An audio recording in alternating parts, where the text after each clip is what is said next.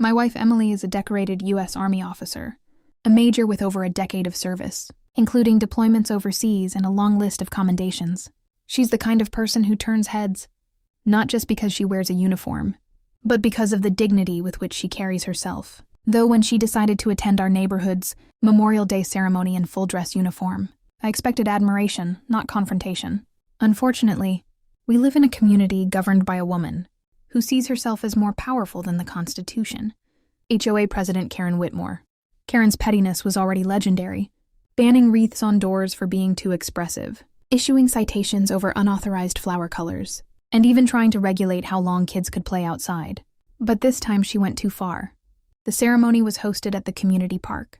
My wife arrived in uniform, standing tall, and within minutes, neighbors started walking over to thank her for her service. Some asked for photos, some simply offered a smile and a handshake. But Karen, she stormed over with a scowl on her face and a clipboard in hand. "This is a residential event," she snapped. "Military uniforms are not appropriate here. It's intimidating and makes others uncomfortable." Emily was stunned. She calmly explained, "This is Memorial Day. I'm honoring fallen soldiers, some of whom were my friends." Karen didn't care.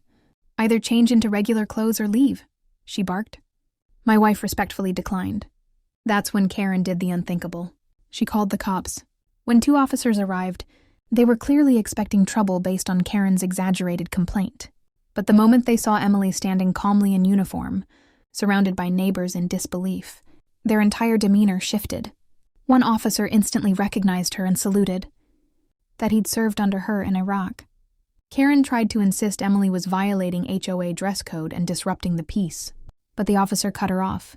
"Ma'am, this woman is a U.S. Army major. She has every right to wear her uniform, especially on Memorial Day. What you've done is not only disrespectful, it's disgraceful." A crowd had gathered by now, and someone had been filming the entire thing. What happened next went viral. The officer turned to Emily, shook her hand, and publicly thanked her for her service. Neighbors applauded. Karen, red-faced and flustered, marched away without another word. The video made it to the local news. The HOA board was forced to issue an apology, and Karen, she resigned 3 weeks later. Emily didn't want the drama, just respect.